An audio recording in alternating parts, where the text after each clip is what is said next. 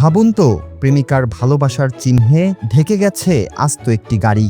একটি দুটি নয়, গাড়ির গায়ে আঁকা হয়েছে প্রায় ৩৫০০ চুমুর দাগ। আর সেই চুমুতে ভরা গাড়ি নিয়েই শহরের রাস্তায় দাপিয়ে বেড়াচ্ছিলেন এক যুবক।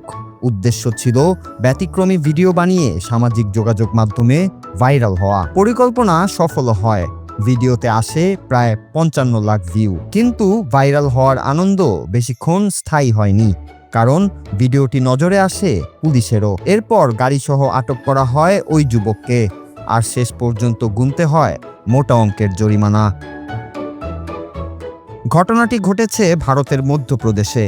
ইনস্টাগ্রাম কন্টেন্ট ক্রিয়েটর আদিত্য শিকারওয়ারের একটি সুইফট গাড়ির পুরো গায়ে লিপস্টিক দিয়ে চুমুর দাগ এঁকে দেন তার প্রেমিকা। প্রায় ৩৪০০টি চুমুর দাগ দিতে সময় লাগে ৩.৫ ঘন্টার মতো।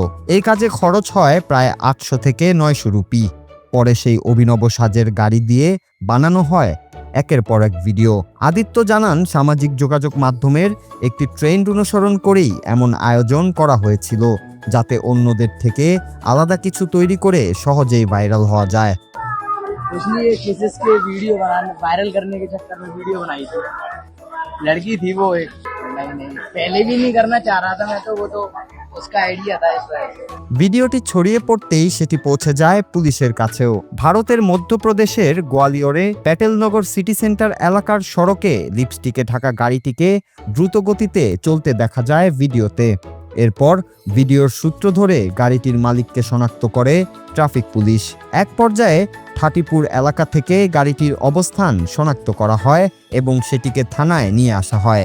পরে আদিত্য শিকোয়ারকে ডেকে জিজ্ঞাসাবাদ করা হলে তিনি ঘটনার পুরো বিষয়টি পুলিশকে জানান।